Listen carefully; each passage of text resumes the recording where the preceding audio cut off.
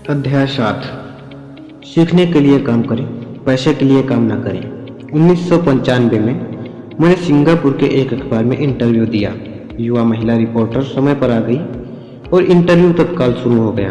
हम एक आलीशान होटल की लॉबी में कॉफ़ी की चुस्कियाँ ले रहे थे और मेरी सिंगापुर यात्रा के उद्देश्य पर चर्चा कर रहे थे। मैं प्लेटफार्म पर जिग जिगलर के साथ बैठने वाला था, वे प्रेरणा पर चर्चा करने वाले थे और मैं अमीरों के रहस्य पर बोलने वाला था। एक दिन मैं भी आपकी तरह बेस्ट सेलिंग लेखिका बनना चाहती हूँ, उस महिला ने कहा। मैंने उसके कई लेख पढ़े थे और मैं उनसे प्रभावित हुआ था। उसकी लेखन शैली दमदार और स्पष्ट थी। उसके लेखों में पाठकों को रुचि जगाने की क्षमता थी। आपकी शैली बहुत बढ़िया है, मैंने जवाब में कहा। कौन सी चीज़ आपको अपने सपनों को हकीकत में बदलने से रोक रही है? मेरा काम कहीं का कहीं जाता है, उसने शांतिपूर्वक कहा। हर आदमी कहता है कि मेरे उपन्यास बढ़िया हैं, परंतु कुछ नहीं होता। इसलिए मैं अखबार के लिए काम कर रही हूँ। कम से कम इससे मेरा खर्च तो चल जाता है। क्या आप इस बारे में कोई सुझाव देना चाहेंगे? हाँ बिल्कुल, मैंने उत्साह से कहा। सिंगापुर में मेरा दोस्त है। वह एक स्कूल चलाता है जहाँ लोगों को बिक्री संबंधी प्रशिक्षण दिया जाता है। वह सिंगापुर में कई चोटी के कॉरपोरेशंस के लिए सेल्स ट्रेनिंग कोर्स चलाता है और मैं समझता हूँ कि उसके कोर्स में शामिल होने से आपका करियर बहुत ज़्यादा विकसित हो जाएगा। उसका शरीर सख्त हो गया। आप यह कहना चाहते हैं कि बिक्री सीखने के लिए मुझे स्कूल जाना पड़ेगा? आप सचमुच ऐसा कह रहे हैं या मजाक कर रहे हैं? एक बार फिर मैंने सहमत से सिर हिलाया। इसमें गलत ही क्या है? मैं अब अपने शब्द वापस लेना चाहता था। उसे मेरी किसी बात का बुरा लग गया था और अब मैं सोच रहा था कि कितना अच्छा होता तो मैंने उसको कोई भी सुझाव नहीं दिया होता। उसकी मदद करने की कोशिश में अब मैं खुद के सुझाव की रक्षा करता नजर आ रहा था। मेरे पास अंग्रेजी साहित्य के मास्टर्स डिग्री है। मैं सेल्समैन बनना सीखने के लिए स्कूल क्यों जाऊं? मैं एक प्रोफेशनल हूँ। मैं एक प्रोफेशन में प्रशिक्षित होने के लिए स्कूल गई थी ताकि मुझे सेल्समैन न बनना पड़े। मैं सेल्समैन से नफरत करती हूँ। उन्हें केवल पैसा चाहिए होता है। तो आप मुझे बताएं कि मैं सेल्स का अध्ययन क्यों करूं? अब वह अपना ब्रीफ केस ताकत से बंद कर रही थी। इंटरव्यू खत्म हो गया था। कॉफ़ी टेबल पर मेरी एक बेस्ट सेलिंग पुस्तक रखी हुई थी। मैंने उससे उठाया और उस महिला के द्वारा लिखे गए नोट्स को भी अपने दूसरे हाथ में रखा। क्या आप इसे देख सकती हैं? मैंने उसके नोट्स की तरफ इशारा किया। उसने अपने नोट्स पर नज़र डाली। क्या? उसने उलझन में कहा। एक बार फिर मैंने उसके नोट्स की तरफ जानबूझकर इशारा किया। उसके पैड पर उसने लिखा था रॉबर्ट कियोसाकी, बेस्ट सेलिंग लेखक। यहाँ पर बेस्ट सेलिंग लेखक लिखा हुआ है, ना कि बेस्ट राइटिंग लेखक। उसकी आंखें तत्काल फैल गई। मैं बहुत बुरा लेखक हूँ, आप बहुत बढ़िया लेखिका है। मैं सेल्स स्कूल गया हूँ, आपके पास मास्टर्स डिग्री है। दोनों को इकट्ठा कर लें और आप एक बेस्ट सेलिंग लेखिका और बेस्ट राइटिंग लेखिका बन सकती हैं। उसकी आंखों में गुस्सा था। मैं कभी इतने नीचे नहीं गिरूंगी कि बिक्री सीखने के लिए प्रशिक्षण लो। आप जैसे लोगों को तो लिखना ही नहीं चाहिए। मैं एक प्रोफेशनल लेखिका हूँ और आप एक सेल्समैन हैं। यह सही नहीं है। उसने अपने बाकी के नोट्स भी समेट लिए और वह सिंगापुर के उस नम सुबह में तेजी से बाहर चली गई। कम से कम उसने अगले दिन मुझे एक अच्छा कवरेज दिया।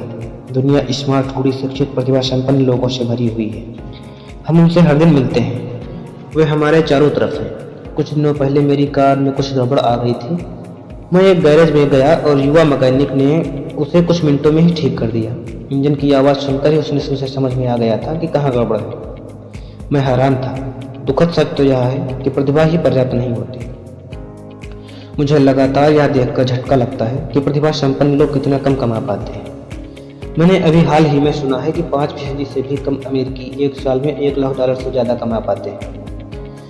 मैं ऐसे प्रतिभाशाली और उच्च शिक्षित लोगों से मिला हूँ जो एक साल में $20,000 से भी कम कमा पाते हैं। मेडिकल व्यवसाय में विशेषज्ञता रखने वाला एक व्यावसायिक सलाहकार मुझे बता रहा था कि कितने डॉक्टर, दंत चिकित्सक और दूसरे लोग पैसे की समस्या से जूझ रहे हैं। और मेरी सोच यह थी कि एक डॉक्टर बनने के बाद तो पैसा उनके घर बरसने लगता होगा। इस व्यावसायिक सलाहकार ने मुझे एक बढ़िया वाक्य दिया। वे भारी दौलत से सिर्फ एक दक्षता दूर रहते हैं। इस वाक्य का यह मतलब है कि ज़्यादातर लोगों को केवल एक और दक्षता सीखने की जरूरत होती है और इसके बाद उनकी आमदनी अपने आप बहुत ज़्यादा बढ़ जाएगी। मैं यह पहले ही बता चुका हूँ कि फाइनेंशियल बुद्धि अकाउंटिंग, निवेश, मार्केटिंग और कानून का समन्वय है। इन 4 तकनीकी दक्षताओं को मिला दें और पैसे से पैसा बनाना ज़्यादा आसान हो जाएगा। जब पैसे की बात आती है तो ज़्यादातर लोगों को केवल ज़्यादा कड़ी मेहनत करने की दक्षता होती है। दक्षताओं के समन्वय का एक अच्छा उदाहरण अखबार की उस रिपोर्टर का है। अगर वह सेल्स और मार्केटिंग के क्षेत्र में दक्षता हासिल कर ले तो उसकी आमदनी हवा से बातें कर सकती है। अगर मैं उसकी जगह होता तो एक एडवर्टाइज, कॉपीराइटिंग और सेल्स के कोर्स में शामिल हो जाता। फिर अखबार में काम करने के बजाय मैंने किसी एडवर्टाइजिंग कंपनी में नौकरी खोजी होती, चाहे इस काम के लिए वेतन कम मिलता, परंतु इससे वह यह सीख जाती कि सफल एडवर्टाइजिंग में प्रयुक्त होने वाले शॉर्टकट का प्रयोग किस तरह होता है। उसे अपना कुछ समय जनसंपर्क में भी देना होता, जो एक महत्वपूर्ण दक्षता। वह यह भी सीखती कि मुफ्त प्रचार में किस तरह लाखों कमाए जाते हैं। फिर रातों में और सप्ताहांतों में वह अपना महान उपन्यास पूरा कर सकती थी। जब वह पूरा हो जाता तो वह अपनी पुस्तक को बेचने के लिए ज़्यादा अच्छी स्थिति में होती। फिर कुछ ही समय में वह एक बेस्ट सेलिंग लेखिका हो सकती थी। जब मैंने अपनी पहली पुस्तक if you want to be rich and happy don't go to school छपवाई तो एक प्रकाशक ने यह सुझाव दिया कि मैं शीर्षक को बदलकर द इकोनॉमिक ऑफ एजुकेशन कर दूं। मैंने प्रकाशक से साफ कह दिया कि इस तरह के शीर्षक से पुस्तक की कुल 2 प्रतियां ही बिकेंगी। एक तो मेरा परिवार खरीदेगा और दूसरा मेरा सबसे अच्छा दोस्त। दिक्कत यह है कि वे दोनों ही इसे मुफ्त में पाने की आशा करेंगे। If you want to be a rich and happy don't go to school शीर्षक को जानबूझकर चुटीला बनाया गया था, क्योंकि मैं जानता था क्योंकि ऐसा करने से एक अत्यधिक प्रचार मिल जाएगा। मैं शिक्षा का समर्थक हूँ और शिक्षा के सुधार में विश्वास करता हूँ, अन्यथा मैं अपने पुरातनपंथी शिक्षा तंत्र को बदलने की बार बार मांग क्यों करता। इसलिए मैंने एक ऐसा टाइटल चुना जो टीवी और रेडियो शो पर ज़्यादा प्रचारित हो सकता था, सिर्फ इसलिए क्योंकि मैं विवादास्पद होने से नहीं डरता। कई लोगों को इसका विचार था कि मैं कोई फूड केक था, परंतु पुस्तक बिकी और बहुत बिकी। जब मैं यूएस मर्चेंट मरीन एकेडमी में 1969 में ग्रेजुएट हुआ तो मेरे पढ़े लिखे डैडी खुश हुए। स्टैंडर्ड ऑयल ऑफ कैलिफोर्निया में मुझे अपने ऑयल टैंकर फ्लीट में काम दे दिया। मैं 3rd मेट था और हालांकि मेरी तनख्वाह मेरे सहपाठियों की तुलना में कम थी, परंतु कॉलेज के बाद पहले काम के हिसाब से ठीक थी। मेरी शुरुआती तनख्वाह $42,000 प्रति वर्ष थी, जिसमें ओवर टाइम भी शामिल था और मुझे केवल 7 महीने काम करना पड़ता था। बाकी के 5 महीने मेरी छुट्टियां होती थी। अगर मैं चाहता तो मैं एक सहायक शिपिंग कंपनी के साथ वियतनाम जा सकता था। अपनी 5 महीनों की छुट्टियों के बदले में उनकी तनख्वाह दोगुनी कर सकता था। मेरे सामने बहुत बढ़िया करियर था, परंतु मैंने 6 महीने बाद ही इस्तीफा दे दिया और मरीन कॉर्प्स में भर्ती हो गया ताकि मैं हवाई जहाज उड़ाना सीख सकूं। मेरे पढ़े लिखे डैडी का दिल टूट गया। हमें डैडी ने मुझे बधाइयाँ दी। स्कूल और नौकरी की में विशेषज्ञता का विचार एक लोकप्रिय विचार है, यानी कि ज़्यादा धन कमाने के लिए या प्रमोशन हासिल करने के लिए आपको विशेषज्ञता हासिल करने की जरूरत है। इसलिए मेडिकल डॉक्टर्स तत्काल बाल रोग विशेषज्ञ या अस्थ रोग विशेषज्ञ जैसी विशेषज्ञता हासिल करने में जुट जाते हैं। यही अकाउंटेंट्स, वकीलों, पायलटों और बाकी लोगों के बारे में सही है। मेरे पढ़े लिखे डैडी इसी विचारधारा में विश्वास रखते थे, इसीलिए वे डॉक्टरेट मिलने के बाद रोमांचित हो गए थे। वे अक्सर यह मानते थे कि स्कूल में ऐसे लोगों को सम्मान किया जाता है जो कम से कम चीज़ों के बारे में ज़्यादा जानते हैं। अमीर डैडी मुझे इसका ठीक उल्टा करने के लिए प्रोत्साहित करते थे। आपको हर चीज़ के बारे में थोड़ा थोड़ा पता होना चाहिए। यह उनका सुझाव था, इसलिए मैंने उनकी कंपनियों में कई विभागों में सालों तक काम किया। कुछ समय के लिए मैंने उनके अकाउंटिंग डिपार्टमेंट में काम किया। हालांकि मैं कभी अकाउंटेंट नहीं बन सकता था, परंतु वे चाहते थे कि मैं इस विभाग में रहकर उसके बारे में मोटी मोटी बातें समझ लूँ। अमीर डैडी जानते थे कि मैं वहाँ की शब्दावली को पकड़ लूँगा और यह भी समझ लूँगा कि क्या महत्वपूर्ण होता है और क्या नहीं। मैं एक बस बॉय और कंस्ट्रक्शन वर्कर के रूप में भी काम कर चुका हूँ और सेल्स, रिजर्वेशन और मार्केटिंग में भी। वे मुझे और माइक को सीढ़ी दर सीढ़ी सिखा रहे थे, इसलिए वे चाहते थे कि हम लोग उनके बैंकर्स, वकीलों, अकाउंटेंट्स और ब्रोकर्स के साथ बैठकों में भाग लें। वे चाहते थे कि हम लोग उनके साम्राज्य के हर पहलू के बारे में थोड़ी बहुत जानकारी रखें। जब मैंने स्टैंडर्ड ऑयल की अच्छी तनख्वाह वाली नौकरी छोड़ी तो मेरे पढ़े लिखे डैडी ने मुझसे दिल खोल कर बातें की। उन्हें कुछ समझ में नहीं आ रहा था। वे मेरे निर्णय के पीछे के कारण को नहीं समझ पा रहे थे, क्योंकि जिस नौकरी से मैंने इस्तीफा दिया था उसमें तनख्वाह अच्छी थी, फायदे बहुत थे, खाली समय भी बहुत मिलता था और प्रमोशन के अच्छे अवसर थे। जब एक शाम को उन्होंने मुझसे पूछा, तुमने नौकरी क्यों छोड़ दी, तो मैंने लाख कोशिश करने के बाद भी उन्हें इसका कारण नहीं समझा सका। मेरे तर्क उनके तर्क के दायरे में फिट नहीं हो पा रहे थे। समस्या यह थी कि मेरा तर्क मेरे अमीर डैडी के तर्क था। मेरे पढ़े लिखे डैडी के लिए नौकरी की सुरक्षा ही सब कुछ थी, मेरे अमीर डैडी के लिए सीखना ही सब कुछ था। पढ़े लिखे डैडी का विचार था कि मैं सिर्फ का ऑफिसर बनने की शिक्षा ग्रहण करने के स्कूल गया था। अमीर डैडी जानते थे कि मैं अंतर्राष्ट्रीय व्यापार के अध्ययन के लिए स्कूल गया था। तो एक विद्यार्थी की तरह मैं सुदूर पूर्व में साउथ पैसिफिक जाने वाले जहाज़ों पर, बड़े फ्रेटर्स पर, ऑयल टैंकरों और यात्री जहाज़ों पर काम करता रहा। अमीर डैडी इस बात पर जोर देते थे कि मैं यूरोप की तरफ जाने वाले जहाज़ों के बजाय प्रशांत महासागर पर अपना ध्यान केंद्रित करूं, क्योंकि भविष्य के देश एशिया में हैं, यूरोप में नहीं। जबकि मेरे ज़्यादातर सहपाठी, जिनमें माइक भी शामिल था, अपने घरों पर पार्टी और मौज मस्ती करते थे, तब मैं Japan, Taiwan, Thailand, Singapore, Hong Kong, Vietnam, Korea, Tahiti, Samoa, Philippines में व्यवसाय लोगों, बिजनेस की शैलियों और संस्कृतियों का अध्ययन करता था। मैं भी पार्टी कर रहा होता था, परंतु अपने घर पर नहीं। मेरा ज्ञान बहुत तेजी से बढ़ रहा था। पढ़े लिखे डैडी कभी नहीं समझ सके कि मैंने यह नौकरी क्यों छोड़ी और इसके बाद मरीन क्राफ्ट में क्यों शामिल हुआ। मैंने उन्हें बता दिया कि मैं जहाज उड़ाना सीखना चाहता हूँ, परंतु मैं वास्तव में ट्रूप का नेता बनना सीखना चाहता था। अमीर डैडी ने मुझे बता रखा था कि कंपनी चलाने का सबसे कठिन काम था लोगों से काम लेना। उन्होंने 3 साल तक सेना में काम किया था। मेरे पढ़े लिखे डैडी ने कभी ऐसा नहीं किया था। अमीर डैडी ने मुझे बताया कि खतरनाक परिस्थितियों में किस तरह लोगों को नेतृत्व किया जाए। तुम्हें जो अगली चीज़ सीखनी चाहिए वह है नेतृत्व। उन्होंने कहा, अगर आप एक अच्छे नेता नहीं हैं तो आप पर पीछे से भी गोली चलाई जा सकती है, जैसा बिजनेस में किया जाता है। 1973 में वियतनाम में से लौटने पर मैंने कमीशन से इस्तीफा दे दिया। हालांकि मैं हवाई जहाज उड़ाना पसंद करता था। मैं जेरॉक्स कंपनी में काम करने लगा। मैंने इसमें एक वजह से नौकरी की थी और नौकरी के फायदे वह वजह नहीं थी। मैं एक शर्मीला आदमी था और बिक्री का विचार मुझे दुनिया का सबसे डरावना विषय लगता था। जेरॉक्स अमेरिका में सेल्स ट्रेनिंग प्रोग्राम्स की बहुत बढ़िया कंपनी मानी जाती थी। अमीर डैडी को मुझ पर गर्व था। मेरे पढ़े लिखे डैडी मुझ पर शर्म आती थी। एक बुद्धिजीवी होने के नाते वे सोचते थे कि सेल्समैन उनके नीचे के स्तर के होते हैं। मैंने जेरॉक्स में 4 साल तक काम किया, जब तक कि मुझे दरवाजे खटखटाने और अस्वीकार कर दिए जाने के डर से मुक्त नहीं मिल गई।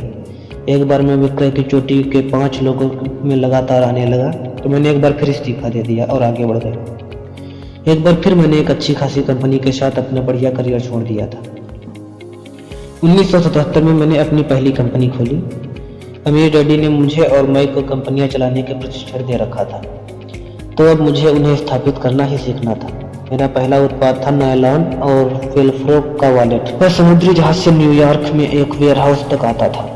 मेरी औपचारिक शिक्षा पूरी हो चुकी थी और अब मेरे पंखों की मजबूती की परीक्षा का समय आ गया था। अगर मैं असफल होता तो मैं दिवालिया हो गया होता। अमीर डैडी का मानना था कि 30 साल के पहले दिवालिया होना सबसे अच्छा होता है, आपके पास संभलने का मौका होता है।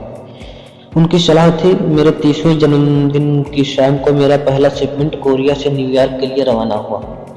आज मैं अंतर्राष्ट्रीय स्तर पर बिजनेस करता हूँ और जैसा मेरे अमीर डैडी को मुझे प्रोत्साहित किया करते थे, मैं विकासशील देशों पर ध्यान केंद्रित करता हूँ। आज मेरी निवेश कंपनी दक्षिण में अमेरिका, एशिया, नॉर्वे और रूस में निवेश करती है। एक कहावत है, जॉब एक संक्षिप्त रूप है जस्ट ओवर ब्रोक का, और दुर्भाग्य से यह करोड़ों लोगों के लिए सही साबित होता है, क्योंकि स्कूल यह नहीं समझता कि फाइनेंशियल बुद्धि भी बुद्धि का एक रूप है। इसीलिए ज्यादातर कर्मचारी या मजदूर अपने साधनों के भीतर रह रहे हैं। वे मेहनत करते हैं और अपने बिल चुकाते हैं। एक और डरावनी मैनेजमेंट थ्योरी है, काम करने वाले इसलिए कड़ी मेहनत करते हैं ताकि उन्हें नौकरी से न निकाला जाए, और मालिक उन्हें केवल इतना देते हैं ताकि करने वाले छोड़कर न चले जाएं। और अगर आप ज़्यादातर कंपनियों की तनख्वाहें देखें तो आप पाएंगे इस बात में थोड़ी बहुत सच्चाई है। इसका परिणाम यह होता है कि ज़्यादातर कर्मचारी आगे नहीं बढ़ पाते। वे वही करते हैं जो उन्हें सिखाया जाता है। सुरक्षित नौकरी की खोज कर लो। ज़्यादातर काम करने वाले कम समय के पुरस्कारों जैसे वेतन और दूसरे फायदों के लिए काम करते हैं, परंतु दीर्घकालीन दृष्टि से यह उनके लिए घाटे का सौदा साबित होता है। इसके बजाय मैं युवा लोगों को यही सलाह दूंगा कि नौकरी खोजते समय वे इस बात पर कम ध्यान दें कि वे कितना कमा रहे हैं और इस बात पर ज़्यादा ध्यान दें कि वे कितना सीख रहे हैं। रास्ते पर आगे की तरफ देखकर यह तय करें कि किसी खास प्रोफेशन को चुनने के पहले और चूहा दौड़ में फंसने से पहले वे कितनी दक्षताओं में पारंगत होना चाहते हैं। एक बार लोग बिल चुकाने और आजीवन प्रक्रिया में फंस जाते हैं तो वे छोटे हैमस्टर्स की तरह धातु के छोटे पहियों के चारों तरफ घूमते रहते हैं। उनके छोटे पैर तेजी से घूमते हैं, पहिए भी तेजी से घूमते हैं, परंतु आने वाले कल में भी वे उसी पिंजरे में रहेंगे, नौकरी। जेरी मैगवायर फिल्म में टॉम क्रूज का बहुत बढ़िया रोल था और इस फिल्म में कई बहुत जोरदार संवाद थे। शायद सबसे यादगार लाइन थी, मुझे पैसा दिखाओ। परंतु एक और लाइन थी जो मेरे हिसाब से ज़्यादा सच्ची थी। यह उस दृश्य में थी जहां टॉम क्रूज फर्म छोड़कर जा रहा है। उसे नौकरी से निकाल दिया गया है और वह पूरी कंपनी से पूछता है, मेरे साथ कौन आना चाहता है? और सब लोग मौन और स्तब्ध हैं। केवल एक औरत बोलती है, मैं आना चाहती हूँ, परंतु मेरा 3 महीने में प्रमोशन होने वाला है। यह वाक्य शायद पूरी फिल्म का सबसे सच्चा वक्तव्य है। यह उस तरह का वक्तव्य है जो बिल चुकाने के लिए मेहनत करने वाले लोग हमेशा इस्तेमाल करते हैं। मैं जानता हूँ कि मेरे पढ़े लिखे डैडी हर साल तनख्वाह बढ़ने की आशा लगाए रखते थे और हर साल उन्हें निराशा होती थी, इसलिए वे फिर स्कूल जाकर और ज़्यादा योग्यता हासिल करते थे ताकि उन्हें एक और वेतन वृद्धि मिल सके, परंतु एक बार फिर उन्हें निराशा ही हाथ लगती थी। मैं अक्सर लोगों को यह सवाल पूछता हूँ, रोजमर्रा की यह गतिविधि आपको कहाँ तक ले जा रही है? छोटे हैमस्टर्स की तरह लोगों को यह देखना चाहिए कि उनकी कड़ी मेहनत का नतीजा क्या निकल रहा है, उनका भविष्य कैसा होगा। स्पील्ड Brickfield, the American Association of Retired People के भूतपूर्व एग्जीक्यूटिव डायरेक्टर का कहना है कि प्राइवेट पेंशन की हालत बहुत खराब है। पहली बात तो यह कि आज काम करने वालों में से 50% की कोई पेंशन नहीं मिलेगी। इसी बात से चिंता होनी चाहिए और बाकी के 50% में से भी 75 से 80% लोगों के नाम मात्र पेंशन मिलेगी जो $55 या $150 या $300 प्रतिमाह होगी। अपनी पुस्तक द रिटायरमेंट मिथ में क्रेग स्कारपेल लिखते हैं, मैं एक बड़ी राष्ट्रीय पेंशन सलाहकार फर्म के मुख्यालय में गया और मैं मैनेजिंग डायरेक्टर से मिला जिसकी विशेषज्ञता बढ़िया रिटायरमेंट योजनाएं तैयार करने में थी। जब मैंने उससे पूछा कि छोटे ऑफिसों में काम करने वाले लोगों को पेंशन से कितनी आमदनी से उम्मीद करनी चाहिए, तो उसने विश्वास भरी मुस्कुराहट के साथ कहा, सिल्वर बुलेट। सिल्वर बुलेट का क्या मतलब होता है? मैंने पूछा। उसने अपने कंधे उचकाए। अगर बुजुर्गों को लगता है कि बुढ़ापे में उनके पास जिंदा रहने के लिए पर्याप्त धन नहीं है तो ये अपने आप को गोली मार सकते हैं। कार्पेल इसके बाद पुराने रिटायरमेंट प्लान और ज़्यादा खतरनाक नए 401 के प्लान में अंतर को स्पष्ट करते हैं। ज़्यादातर काम करने वालों के लिए यह कोई सुखद तस्वीर नहीं है और यह तो ही रिटायरमेंट की बात। जब इस तस्वीर को मेडिकल फीस और दीर्घकालीन नर्सिंग होम सुविधा को जोड़ा जाता है तो तस्वीर डरावनी हो जाती है। उनकी 1995 की पुस्तक में वे बताते हैं कि नर्सिंग होम की फीस $30,000 प्रतिवर्ष से $1,25,000 प्रतिवर्ष है। वे अपने इलाके के साफ सुथरे परंतु साधारण नर्सिंग होम में गए और उन्होंने 1995 की कीमत को $88,000 पाया। आज भी समाजवादी चिकित्सा वाले देशों के कई अस्पतालों में कई कड़े फैसले लेने होते हैं, कौन जिएगा और कौन मरेगा। वे यह फैसले विशुद्ध रूप से इस आधार पर लेते हैं कि उनके पास कितना पैसा है और मरीज कितने वृद्ध हैं। अगर मरीज वृद्ध है तो अक्सर मेडिकल केयर को अपेक्षाकृत युवा व्यक्ति को दे देते हैं। बूढ़ा गरीब मरीज लाइन में सबसे पीछे खड़ा रहता है। तो जिस तरह अमीर लोग बेहतर शिक्षा हासिल कर सकते हैं उसी तरह अमीर लोग अपनी आप को जिंदा भी रख सकते हैं, जबकि जिनके पास दौलत नहीं है वह मर जाएंगे। तुम हैरान हो जाता हूँ कि क्या कर्मचारी भविष्य में देख पा रहे हैं या उनकी भविष्य दृष्टि केवल उनकी गलत अगली तनख्वाह तक ही जाती है। और वे अपने आप से कभी दूरगामी भविष्य के बारे में सवाल ही नहीं करते। जब मैं ज़्यादा पैसा कमाने की इच्छा रखने वाले वयस्कों के सामने बोलता हूँ तो मैं हमेशा एक ही चीज़ की सलाह देता हूँ। मैं यह सुझाव देता हूँ कि वे अपने जीवन के बारे में एक लंबा दृष्टिकोण रखें, केवल पैसे और सुरक्षा के लिए काम करने के बजाय, जो हालांकि महत्वपूर्ण है। मैं सुझाव देता हूँ कि एक और काम करने लगे जो उन्हें एक और दक्षता सिखा दे। अगर वे सेल्स तकनीकी सीखना चाहते हैं तो अक्सर मैं उनसे किसी नेटवर्क मार्केटिंग कंपनी में शामिल हो जाने के लिए कहता हूँ, जिसे मल्टी लेवल मार्केटिंग भी कहा जाता है।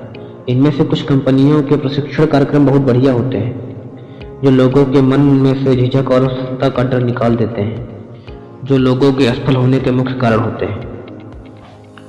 लंबे समय में शिक्षा धन से ज़्यादा मूल्यवान है।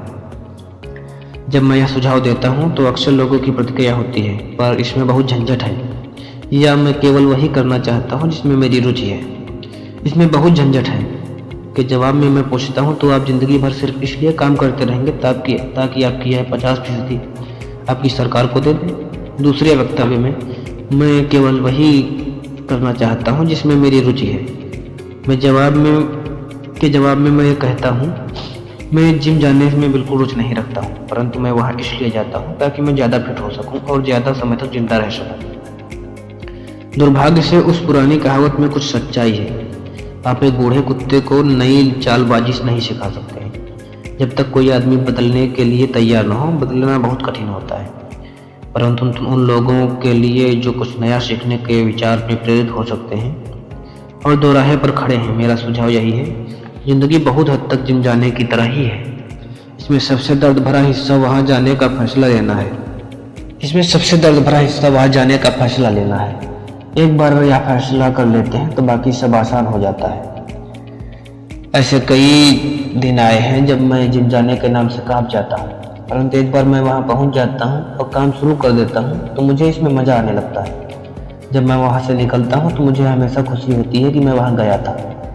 अगर आप कुछ नया सीखने के प्रति अनिच्छुक हो और इसके बजाय आप अपने क्षेत्र में बहुत विशेषज्ञता हासिल करने पर जोर देते हो, तो यह सुनिश्चित कर लें कि जिस कंपनी के लिए आप काम करते हैं वहाँ यूनियन हो। लेबर यूनियन विशेषज्ञों की रक्षा के लिए ही बनाई जाती है। मेरे पढ़े लिखे डैडी जब गवर्नर की कृपा दृष्टि से दूर हो गए तो वे हवाई में टीचर्स यूनियन के अध्यक्ष हो गए। उन्होंने मुझे बताया कि यह उनके द्वारा किया गया सबसे कठिन काम था। मेरे अमीर डैडी ने दूसरी ओर जिंदगी भर यह कोशिश की कि उनकी कंपनियों में यूनियन न बन पाए। वे सफल हुए, हालांकि यूनियन काफ़ी करीब आ गई थी, परंतु अमीर डैडी हमेशा उन्हें दूर रखने में कामयाब हो जाते थे। व्यक्तिगत रूप से मैं किसी का पक्ष नहीं लेता, क्योंकि मुझे दोनों ही बातों में फायदे दिखते हैं और उनकी ज़रूरत दिखती है। अगर आप स्कूल द्वारा सुझाए रास्तों पर चलते हैं, उच्च विशेषज्ञता हासिल करते हैं, तो फिर आप यूनियन की सुरक्षा में चले जाएं। आज डॉक्टरों के लिए भी यही सही है। चिकित्सा के क्षेत्र में इतने परिवर्तन हो रहे हैं, कई मेडिकल विशेषज्ञ मेडिकल संगठन जैसे HMO से जुड़ना पसंद करते हैं। स्कूल के शिक्षकों को यूनियन का सदस्य होना पड़ता है। आज अमेरिका में टीचर्स की यूनियन सबसे बड़ी और अमीर लेबर यूनियन है। NEA यानी नेशनल एजुकेशन एसोसिएशन के पास बहुत ज़्यादा राजनीतिक प्रभाव है। जब मैं अपनी कक्षा में पूछता हूँ, आप में से कितने मैकडॉनल्ड से अच्छा हैमबर्गर बना लेते हैं, तो लगभग सभी विद्यार्थी अपने हाथ खड़े कर देते हैं। मैं फिर पूछता हूँ, अगर आप में ज़्यादा बेहतर हैमबर्गर बना लेते हैं तो ऐसा क्यों होता है कि मैकडॉनल्ड आपसे ज़्यादा पैसा बना लेता है? जवाब साफ है, मैकडॉनल्ड बिजनेस सिस्टम में आपसे अच्छा है। हवाई में मेरा एक दोस्त है जो एक महान कलाकार है।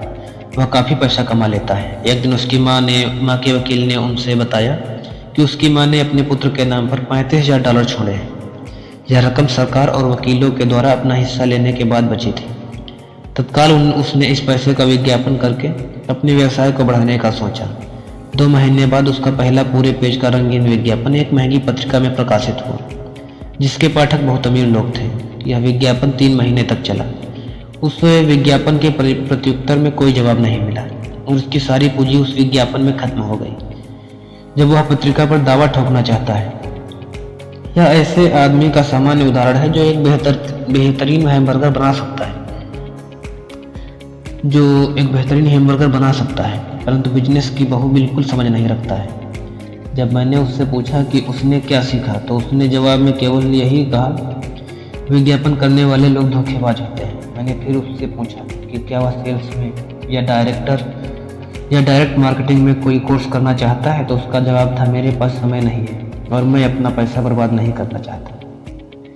दुनिया प्रतिभा संपन्न गरीब लोगों से भरी पड़ी है। अक्सर वे या तो गरीब हैं या फिर पैसे की समस्या से जूझ रहे हैं या अपनी क्षमताओं से कम पैसा कमा रहे हैं, और इसका जिम्मेदार उनके ज्ञान का विषय नहीं है बल्कि उनका ज्ञान है। वे एक बेहतर हैमबर्गर बनाने की दक्षता को पैना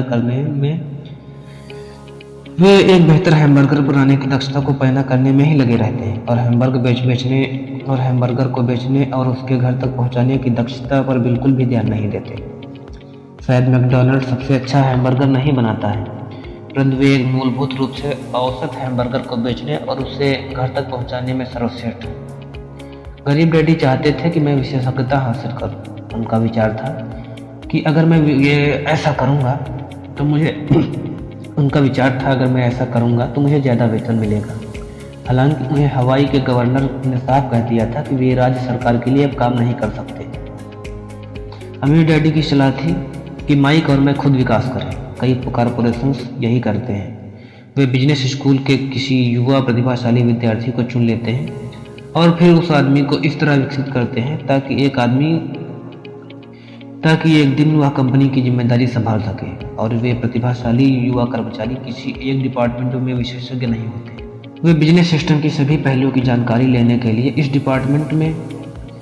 डिपार्टमेंट से उस डिपार्टमेंट तक का काम करना सीखते हैं। अमीर लोग अक्सर अपने बच्चों या दूसरों के बच्चों को इसी तरह विकसित करते हैं। ऐसा करने से उनके बच्चों को बिजनेस की पूरी प्रक्रिया अच्छी तरह से समझ में आती है और वह भी समझ जाते हैं कि किस तरह से डिपार्टमेंट में तालमेल होता है। दूसरे विश्व युद्ध की पीढ़ी में एक कंपनी से दूसरी कंपनी में जाना बुरा समझा जाता था। आज इसे स्मार्ट समझा जाता है, क्योंकि लोग ज़्यादा विशेषज्ञता हासिल करने के बजाय इस कंपनी को बदलकर दूसरी कंपनी में जाना पसंद करेंगे। तो क्यों न कमाने के बजाय सीखने पर ध्यान केंद्रित किया जाए। कम समय में हो सकता है कि आपकी आमदनी कम हो, परंतु लंबे समय में इससे आपको बहुत ज़्यादा फायदा होगा। सफलता के लिए जिन मुख्य मैनेजमेंट दक्षताओं की जरूरत होती है वे हैं कैश फ्लो का मैनेजमेंट, सिस्टम का मैनेजमेंट और लोगों का मैनेजमेंट। सबसे महत्वपूर्ण विशेषज्ञीय दक्षताएं सेल्स और मार्केटिंग की समझ है। बिक्री की योग्यता ही व्यक्तिगत सफलता की आधारभूत कुशलता है। इसलिए आपको दूसरे आमदनी के साथ संप्रेषण में कुशल होना चाहिए, चाहे वह कोई ग्राहक हो, कर्मचारी हो, बॉस हो, पत्नी हो या बच्चे हो। जैसा कि मैंने बताया, मेरे पढ़े लिखे डैडी ने जितने ज़्यादा मेहनत की वे उतने ही ज़्यादा काबिल बने। उन्होंने जितनी ज़्यादा विशेषज्ञता हासिल की वे उतने ही ज़्यादा फंसते चले गए। हालांकि उनकी तनख्वाह बढ़ी, परंतु उनके विकल्प कम होते चले गए। जब उन्हें सरकारी नौकरी से हटा दिया गया तभी उन्हें पता चला कि व्यवसाय की दृष्टि से कितने जोखिम में थे। या तो उसी तरह का मामला हो गया जैसे प्रोफेशनल एथलीट को अचानक चोट लग जाए या वह खेलने के लिए ज़्यादा बूढ़ा हो जाए। उनकी ऊंची तनख्वाह वाली स्थिति चली जाती है और वे अपनी सीमित दक्षताओं के सहारे जीवन यापन करते हैं। मैं सोचता हूँ कि इसलिए मेरे पढ़े लिखे डैडी बाद में यूनियनों के इतने समर्थक बन गए थे। उन्होंने यह महसूस कर लिया था कि यूनियन में उन्हें कितना ज़्यादा फायदा दिलाया होता। अमीर डैडी और मुझे सभी चीज़ों के बारे में थोड़ी थोड़ी जानकारी रखने के लिए प्रोत्साहित करते थे। वे हमें ऐसे लोगों के साथ काम करने के लिए प्रोत्साहित करते थे जो हमसे ज़्यादा स्मार्ट थे, और वे हमसे यह भी चाहते थे कि वह स्मार्ट लोगों से एक टीम के रूप में काम करवाएं। आज इसे व्यावसायिक विशेषज्ञताओं का समन्वय कहा जाएगा। आज मैं